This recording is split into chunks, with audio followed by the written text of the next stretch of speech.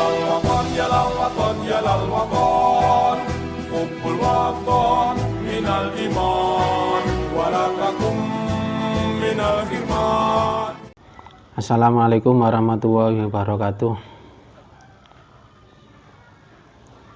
Alhamdulillah anak-anak kita bertemu kembali untuk pembelajaran ke-NU-an Aswaja kelas 5 semester genap. Tapi sebelumnya kita berdoa dulu seperti biasa. Bismillahirrahmanirrahim. Raditu billahi robba wa bil islami dina wa bi muhammadin nabiyya wa rasulah. Rabbi shrah li sadri wa yassir li amri wahlul 'uqdatam min lisani yafqahu qawli. Kita kirim doa, kirim Fatihah dulu pada semua guru-guru kita, semua yang mendahului kita dan pendiri NU ya. Dan yang mendirikan Madrasah MI Islamiyah Genuwatu. Al-Fatihah.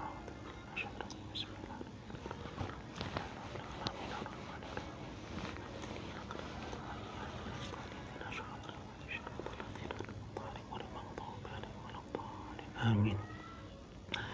Bismillahirrahmanirrahim. Seperti biasa anak-anak, saya ngutip dulu dawuhnya Kiai Hasyim Asy'ari, siapa yang mau mengurusi NU, saya anggap ia santriku. Siapa yang jadi santriku, saya doakan husnul khotimah beserta anak cucunya. Jadi ini adalah NU, memang ya pendirinya adalah Kiai Hasyim Asy'ari, dan semua tahu kalau Kiai Hasyim Asy'ari adalah termasuk waliullah, walinya Allah, dan doanya adalah mustajab. Barang siapa yang mau mengurusi NU, saya anggap ia santriku. Jadi termasuk berjuang di NU, di organisasi NU, dianggap adalah santri-santrinya Kiai Hasyim Asy'ari. Dan siapa saja yang menjadi santriku, saya doakan husnul khotimah beserta anak cucunya. Dan kalau sudah dianggap santrinya Kiai Hasyim, maka didoakan menjadi husnul khotimah.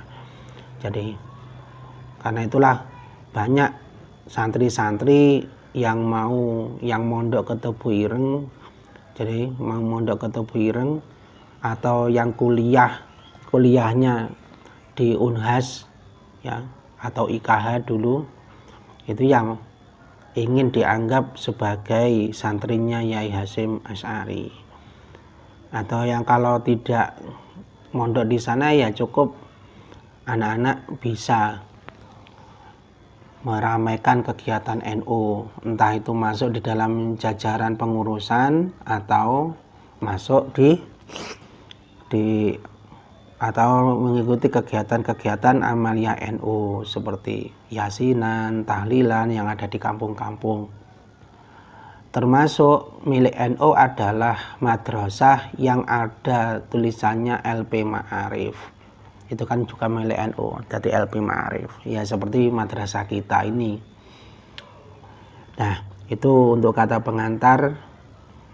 Anak-anak, kita lanjutkan materi yang kemarin ya. Kemarin kita sudah belajar sedikit tentang muslimat ya. Muslimat NU.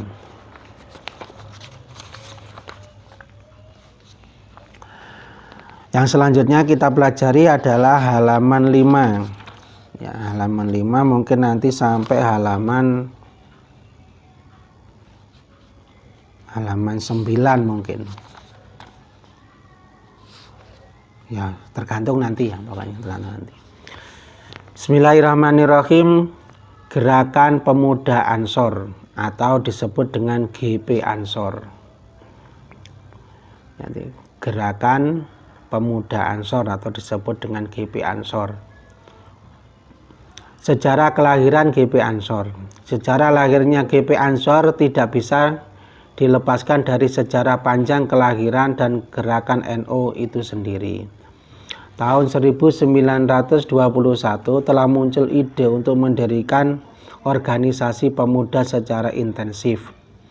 Hal itu juga didorong oleh kondisi saat itu, di mana-mana muncul organisasi pemuda bersifat kedaerahan seperti Yong Java, Yong Ambon, Yong Sumatera, Yong Minahasa, Yong dan itu semuanya, Alibas dan masih banyak lagi yang lain. Jadi ya tolong anak-anak sambil menyemak ya, dari halaman 5 sambil dilihat halaman 5. Biasa di LKS seperti ini. Jadi memang gerakan pemuda itu sudah ada. Jadi tahun 1929 itu memang ingin juga mendirikan gerakan pemuda Ansor, cuma mungkin namanya yang belum ada, tapi intinya sudah ada ya. Jadi intinya sudah ada, ingin mendirikan gerakan pemuda Ansor. Ya samalah anak-anak yang mungkin kalau kita lihat di dusun-dusun itu ada yang namanya gerakan pemuda. Kalau di dusun mungkin di dusun atau di desa yang namanya Karang Taruna ya, Karang Taruna. Mungkin anak-anak kan pernah dengar ya Karang Taruna. Itu ya gerakan pemuda. Ada lagi yang kalau yang di masjid-masjid biasanya itu ada namanya remaja masjid, sebetulnya juga sama, jadi pemuda. Memang diperlukan sekali pemuda itu, sampai-sampai Bung Karno pernah mengatakan, berilah aku 10 pemuda, akan saya rubah Indonesia ini, akan saya rubah dunia ini, akan saya rubah Indonesia ini. 10 pemuda. Karena memang apa ya, karena memang pemuda itu memiliki semangat yang sangat tinggi, energik lah. Sampai-sampai ada yang namanya sumpah pemuda itu. Jadi pemuda, di tangan pemuda. Sama halnya di NU juga didirikan namanya Ansor, GP Ansor. Di balik itu muncul perbedaan pendapat antara kaum modernis dan kaum tradisionalis disebabkan oleh perdebatan sekitar tahlil, talqin, taklid, ijtihad, mazhab, masalah furu'iyah lainnya. Tahun 1924 Kiai Haji Abdul Wahab membentuk organisasi sendiri bernama Subhanul Waton. Jadi Subhanul Waton artinya pemuda tanah air. Organisasi baru ini kemudian dipimpin oleh Abdul Ubed di Sudarjana Kawatan sebagai ketua dan Thohir Bakri Prabat sebagai wakil ketua dan Abdurrahim Bubutan selaku sekretaris. Setelah Subhanul Waton dinilai mantap dan mulai banyak remaja yang ingin bergabung, maka pengurus membuat seksi khusus mengurusi mereka yang lebih mengarah kepada kepanduan dengan sebutan Ahlul Waton. Sesuai kecenderungan pemuda saat itu pada aktivitas kepanduan sebagaimana organisasi pemuda lainnya. Jadi ini Subhanul Waton ini sudah ada di situ, yang pendirinya adalah Kiai Haji Abdul Wahab.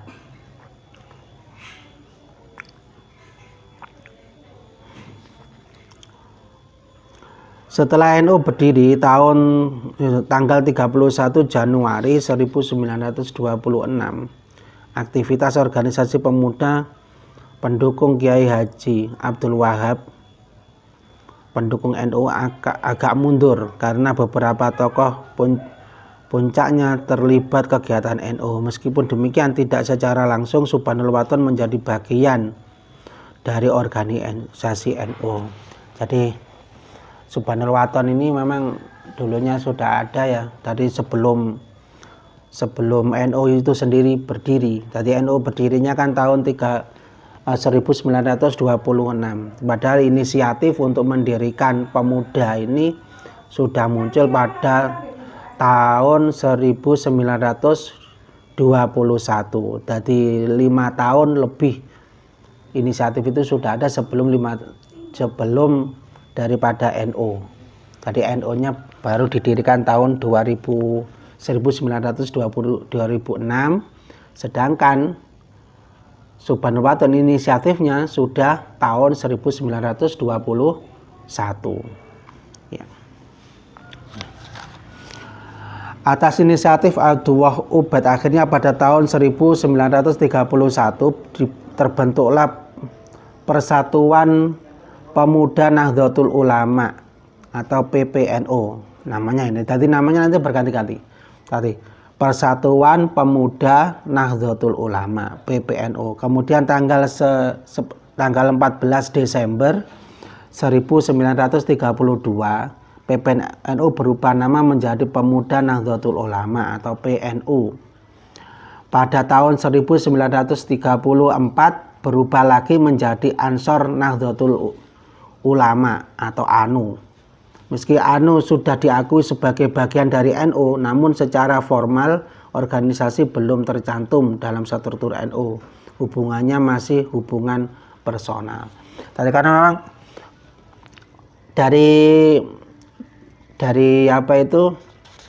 dari Subhanul Waton itu sudah berdiri, dari Subhanul Waton itu sudah ada. Akhirnya kan lama-lama kan banyak yang bergerak di personalnya, anggotanya ini juga merangkap di Nahdlatul Ulama dari NU. Jadi bergerak di situ menjadi pengurus Nahdlatul Ulama, pengurus NU. Terus akhir-akhirnya kan kemudian mengalami perubahan-perubahan nama-nama dan lain sebagainya yang dikaitkan dengan NU, yang dari PPNU tadi Persatuan Pemuda Nahdlatul Ulama, tapi orang-orangnya tetap sama, Persatuan Pemuda Nahdlatul Ulama. Kemudian tanggal 14 Desember tahun 1932 kemudian berubah lagi menjadi Pemuda Nahdlatul Ulama. Jadi persatuannya dibuang, ada Pemuda Nahdlatul Ulama. Akhirnya kemudian berubah lagi menjadi Ansor Nahdlatul Ulama. Tuh. Di situ ada ya. Anak-anak sudah ada semuanya tulisannya. Baru pada Muktamar NU ke-9 di Banyuwangi, tepatnya pada tanggal 21 sampai 26 April 1934. ANU diterima dan disahkan sebagai Departemen Pemuda NU, satu tingkat dengan bagian dakwah ekonomi, mubarot dan ma'arif. Adapun struktur ANU pertama presidennya adalah Haji Muhammad Thohir Bakri, kemudian Abdullah Ubaid, jadi itu kemudian sekretarisnya adalah Haji Ahmad Barawi Abdussalam. Itu pengurusnya yang kemudian yang sudah masuk ke struktur di NU. Sebelumnya kan belum masuk di struktur NU, cuma namanya sudah tapi belum dimasukkan di struktur NU. Seperti diketahui bahwa setelah proklamasi kemerdekaan 17 Agustus 1945 tersiar berita bahwa pemerintah Inggris dan kerajaan Belanda telah sepakat bahwa Panglima Tentara Pendudukan Inggris di Indonesia akan memegang kekuasaan atas nama pemerintah Belanda. Persetujuan tersebut terkenal dengan nama Civil Affairs Agreement. Atas dasar itu, PBNU kemudian membuat undangan kepada konsul NU di seluruh Jawa dan Madura. Dalam undangan tersebut disebutkan agar tanggal 21 Oktober 1945 para undangan datang ke kantor PBNU di Jalan Sasa nomor 23 Malamnya 23 Oktober 1945, rapat PBNU yang dihadiri seluruh konsul NU se-Jawa dan Madura dimulai Rois Akbar Kiai Haji Hasyim Asy'ari menyampaikan amanatnya berupa pokok kaidah kewajiban umat Islam dalam berjihad membela tanah air. Rapat yang dipimpin Ketua Besar Kiai Haji Abdul Wahab Hasbuwa itu kemudian menyimpulkan satu keputusan dalam bentuk resolusi yang diberi nama Resolusi Jihad Fisabilillah. Intinya mewajibkan setiap umat Islam fardu ain mempertahankan kemerdekaan Islam di seluruh atau dari serangan musuh. Ya ini kan anak-anak bisa lihat di situ.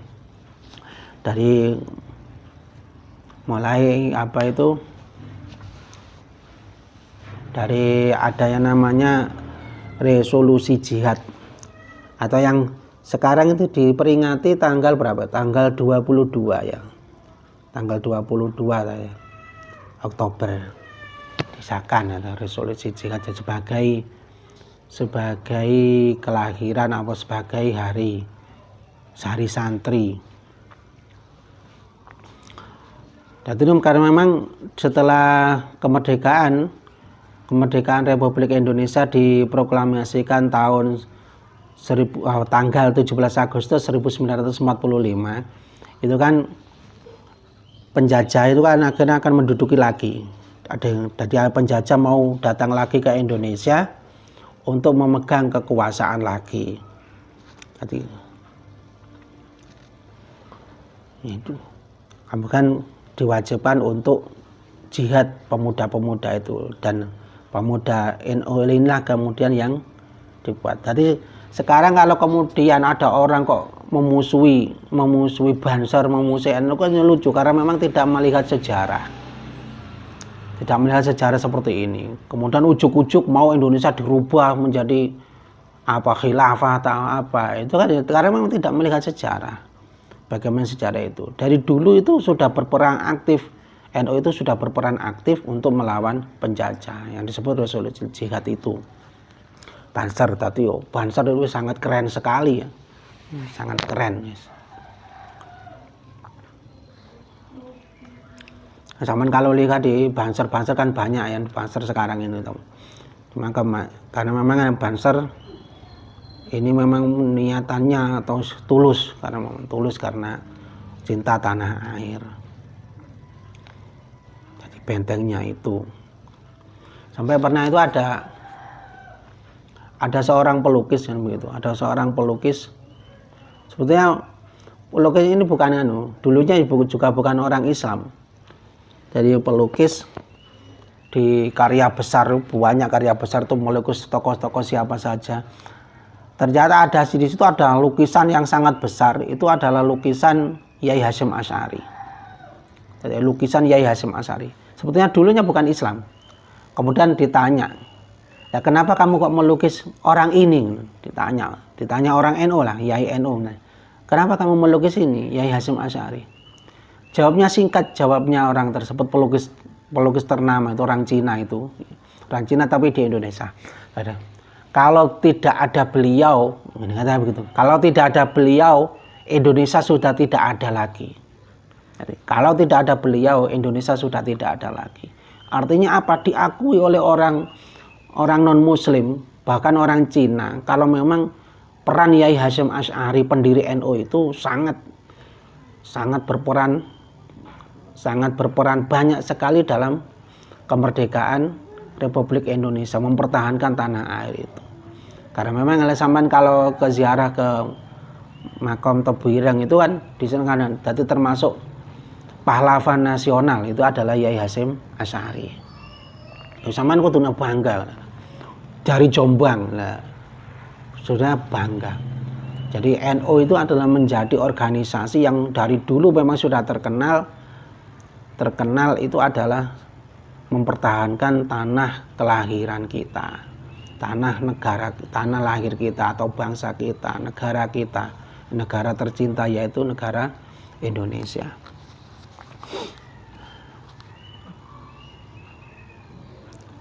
Resolusi jihad tersebut telah membakar semangat pejuang arek-arek Surabaya dan menjadi sumber inspirasi dan motivasi dalam mengusir penjajah. Peristiwa 10 November 1945 tersebut kemudian ditetapkan sebagai Hari Pahlawan. Jadi hari pahlawannya akhirnya ini kan dari embrio itu, dari pemuda Ansor itu kemudian, dan ini sangat menyebar seakan-akan menjadi virus membakar semangat arek-arek Surabaya. Sama terjadi peristiwa mempertahankan itu di Surabaya itu disebut dengan perjuangan dari 10 November 1945. Setelah Indonesia meraih kemerdekaan, kembali konsentrasi memikirkan persoalan internal organisasi. Muhammad Husseini tokoh Surabaya yang pertama kali melempar ide untuk mengadakan reuni pemuda Ansor waktu itu Husaini baru saja kembali dari medan tempur menghadapi agresi dua militer Belanda di seputar Jombang, Mojokerto, dan Tuban. Pada tanggal 14 Desember 1949, reuni yang direncanakan itu pun berlangsung semarak di kantor PB Jalan Bubutan, Surabaya. Pertemuan bersejarah itu dihadiri oleh Menteri Agama Kiai Haji Ahmad Wahid Hasyim. Jadi Menteri Agamanya Yai Wahid Hasyim. Yai Wahid Hasyim itu siapa ya? Iya, putra daripada Kiai Hasyim Asy'ari itu sendiri. Mengumpulkan pentingnya membangun kembali organisasi pemuda Ansor karena dua hal. Satu, untuk membentengi perjuangan umat Islam Indonesia. Kedua, untuk mempersiapkan diri sebagai kader penerus NU. Jadi ini adalah sangat luar biasa. Jadi Yai Hasyim Asy'ari memunculkan putranya Kiai Wahid Hasyim. Kemudian dari Yai Wahid Hasyim kemudian punya anak yang kita kenal namanya Kiai Abdurrahman Wahid atau Gus Dur. Dari keturunan ayah, kakek, bahkan kepada buyutnya yaitu Yai Asy'ari. Itu sudah terkenal. Berarti memang orang-orang yang luar biasa. Beliau adalah orang-orang yang luar biasa. Dari pengarahan Kiai Haji Wahid Hasyim, kemudian lahir kesepakatan membangun kembali organisasi dengan nama baru Gerakan Pemuda Ansor, disingkat Pemuda Ansor. Hanya kemudian dipergunakan GP Ansor karena lebih populer, disepakati pucuk pimpinan berkedudukan di Surabaya. Dan itu sejarah kelahirannya daripada GP Ansor. Perubahan menjadi Ansor itu juga tercermin dalam anggaran dasar pasal 1 sebagai berikut. Organisasi ini bernama Gerakan Pemuda Ansor, disingkat Pemuda Ansor, didirikan kembali di Surabaya pada tanggal 14 Desember 1949 sebagai kelanjutan dari Ansor Nahdlatul Ulama yang didirikan pada tanggal 10 Muharram 1353 Hijriah atau tepatnya tanggal 24 April 1934. Karena itu setelah terjadi kesepakatan, beberapa tokoh menghubungi aktivitas Ansor di daerah agar segera membangkitkan kembali organisasinya, mulai dari tingkat ranting, anak cabang, wilayah atau daerah. Dalam hal itu PBNU juga tidak tinggal diam. Kendati secara organisasi GP Ansor bukan lagi merupakan bagian atau departemen pemuda NU, melainkan sudah menjadi badan otonom yang dengan sendirinya memiliki aturan rumah tangga sendiri. Jadi seperti halnya Muslimat NU juga merupakan badan otonom. Jadi itu rumah tangga sendiri. Walaupun demikian kan tetap di dalam naungan Nahdlatul Ulama. Jadi NU juga juga memiliki rumah tangga sendiri. Kemudian GP Ansor juga sendiri, Muslimat juga sendiri. Jadi ini badan otonomnya begitu. Namun demikian, induk organisasi ini tak henti-hentinya memberikan bimbingan dan panutan guna mempercepat proses konsolidasi organisasi pada tahap awal ini. Ketua PBNU pada waktu itu Kiai Haji Muhammad Dahlan membentuk sebuah tim beranggotakan 3 orang, Hamim Wijaya, Husaini Tiwan, dan Ahmad Fasyad. Tim ini diberi tugas untuk menyusun pengurus PPGP Ansor secepat mungkin. Setelah melalui beberapa diskusi, akhirnya tim berhasil memilih Hamim Wijaya sebagai ketua umum GP Ansor periode pemula. Periode pertamanya adalah Hamim Wijaya. Nah, tujuan GP Ansor sekarang. Tujuan GP Ansor, Gerakan Pemuda Ansor didirikan sebagai wadah para pemuda Ahlus Sunnah wal Jamaah. Karena itu keanggotaan GP Ansor terdiri dari para pemuda NU. Adapun tujuan didirikannya ialah 1. Membentuk dan mengembangkan generasi muda Indonesia sebagai kader bangsa yang cerdas dan tangguh, memiliki keimanan, ketakwaan kepada Allah Subhanahu wa taala, kepribadian luhur, berakhlak mulia sehingga terampil patriotik dan ikhlas dan beramal soleh. Ini adalah tujuan GP Ansor. Jadi tetap adalah orang-orang atau pemuda-pemuda NU. Jadi pemuda NU, pemuda Indonesia. Jadi kader bangsa. 2. Menegakkan ajaran Islam Ahlussunnah wal Jamaah dengan menempuh ma'had salah satu mazhab 4 di dalam wadah negara Kesatuan Republik Indonesia. Memang karena ini kan ajaran di Ahlussunnah wal Jamaah ini pemudanya, ya tetap tidak lepas daripada tujuan daripada didirikan NU. Ya. Jadi NU itu didirikan bermadhabkan, jadi terserah bermadhabkan salah satu dari 4 madhab. Begitu juga di Ansor juga begitu ya, salah satu 4 madhab. Jadi madhab Imam Abu Hanifah, Imam Malik, Imam Syafi'i maupun Imam Ahmad bin Hambal. Jadi terserah ini 4 ini. Nah, cuma biasanya di Indonesia itu yang mendominasi adalah Imam Syafi'i. Tadi Imam Syafi'i banyak bermadhab Imam Syafi'i. Sebetulnya kalau kemudian orang NU kemudian kok sholat subuh itu tidak kunut, ya biasa saja gitu. Tapi karena memang sudah terlalu lama, terlalu banyak orang itu mengikuti madhab Imam Syafi'i, terus kayak gak kunut jari ini ugu wong NU. Padahal di madhab ini tidak kunut itu juga ada, yang kunut pakai kunut itu kan Imam Syafi'i, dan itu pun hukumnya sunnah. Jadi kalau jadi pemuda ya juga begitu, pemuda Ansor juga harus ya paham fikih. Tidak mengerti madhab siapa ini ya madhab ini ya. Tapi harus paham madhab ini itu bagaimana, madhab si Imam Abu Hanifah bagaimana, Imam Malik bagaimana, Imam Syafi'i bagaimana, itu juga paham. Ini nanti tadi saya tidak berbicara banyak anak-anak tentang madhab ya, tidak terlalu banyak. Yang penting bermadhab 4, anak-anak tahu madhab 4 itu siapa, ya kan, berarti 1 Imam Abu Hanifah, yang kedua adalah Imam Malik, yang ketiga Imam Syafi'i, yang keempat adalah Imam Ahmad bin Hambal. Jaga. Yang madhabnya kan gitu. 4 ini.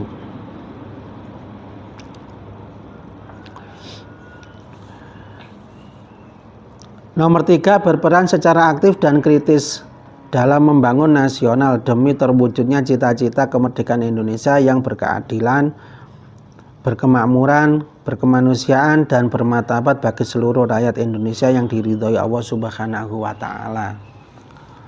Nah, lambang GP Ansor, silakan itu dilihat anak-anak halaman 7, lambang GP Ansor.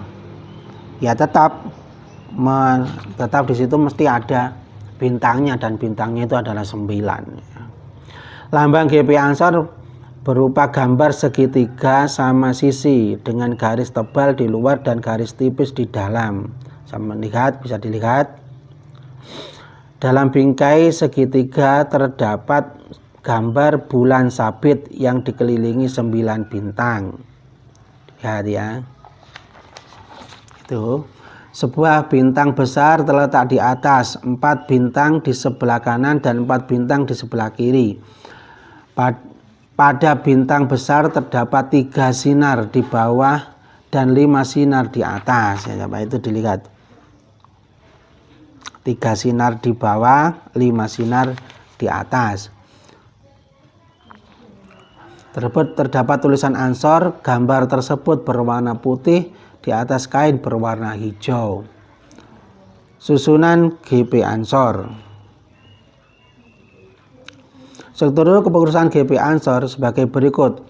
Pengurus GP Ansor tingkat pusat disebut pimpinan pusat, berkedudukan di Ibu Kota Negara Republik Indonesia. Pengurus GP Ansor tingkat provinsi disebut pimpinan wilayah, berkedudukan di Ibu Kota Provinsi. Pengurus GP Ansor tingkat kabupaten atau kota disebut pimpinan cabang, berkedudukan di Ibu Kota Kabupaten. Pengurus GP Ansor tingkat kecamatan disebut pimpinan anak cabang, berkedudukan di Ibu Kota Kecamatan. Pengurus GP Ansor tingkat desa kelurahan disebut pimpinan ranting. Berkedudukan di desa atau kelurahan GP Ansor di luar negeri disebut pimpinan cabang khusus. Berkedudukan tempat cabang itu berdiri. Dan itu nanti ada seperti itu, hampir sama dengan muslimat juga ya.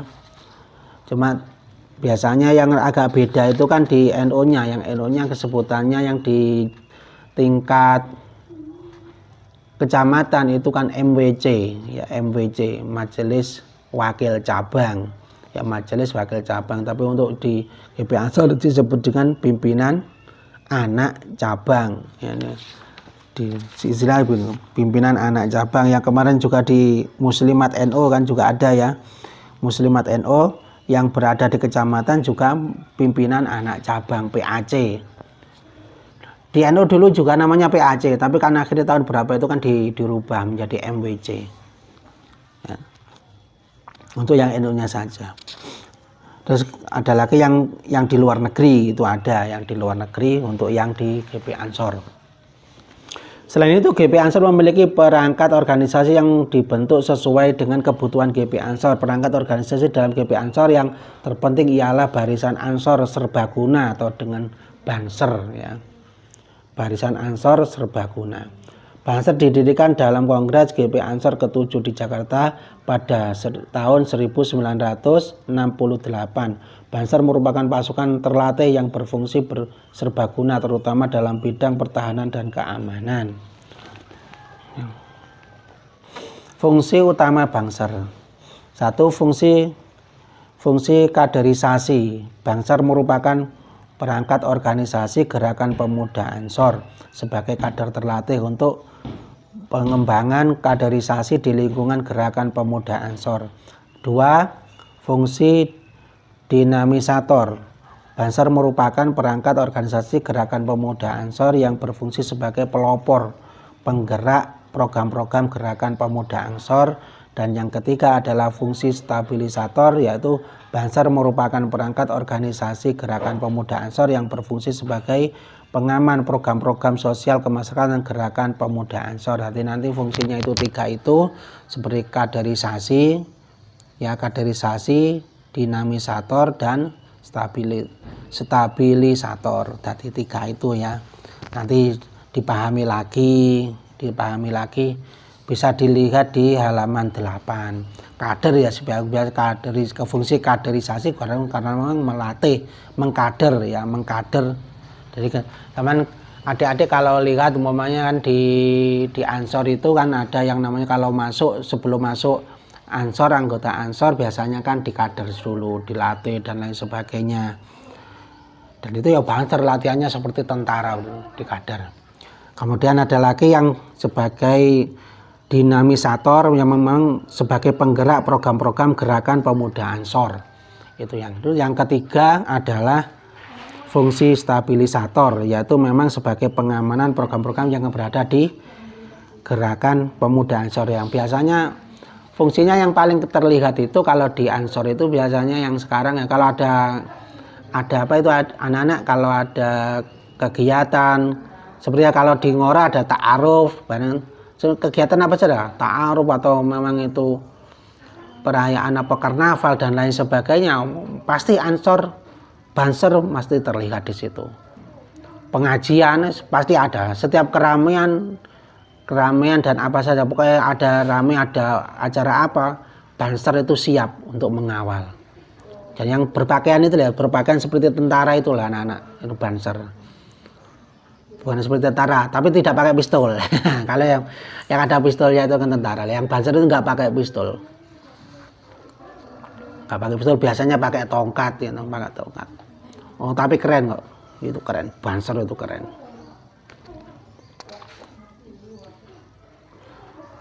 Tugas Banser. Tugas Banser 1, merencanakan, mempersiapkan dan mengamankan cita-cita perjuangan Gerakan Pemuda Ansor serta menyelamatkan dan mengembangkan hasil-hasil perjuangan yang telah dicapai.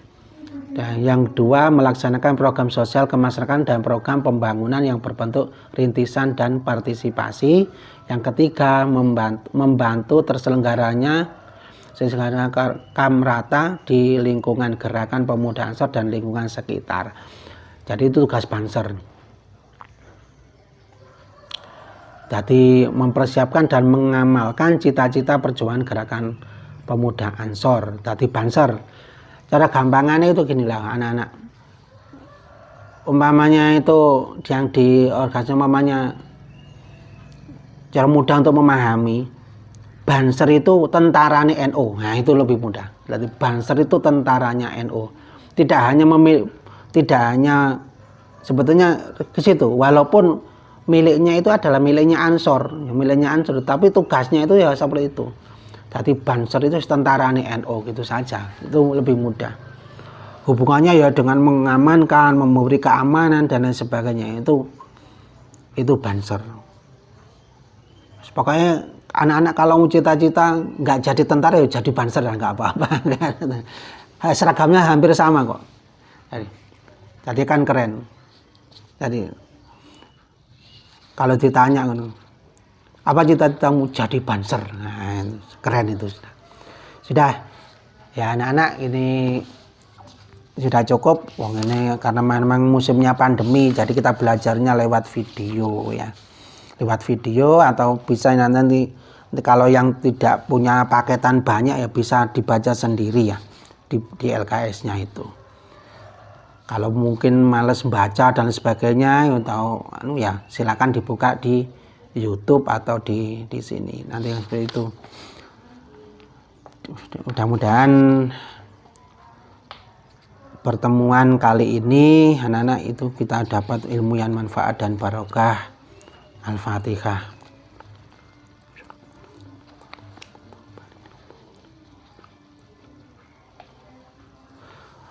Rabbi zidni ilma warzuqni fahma. Rabbana taqabbal minna innaka antas samiul alim. Al-Fatihah.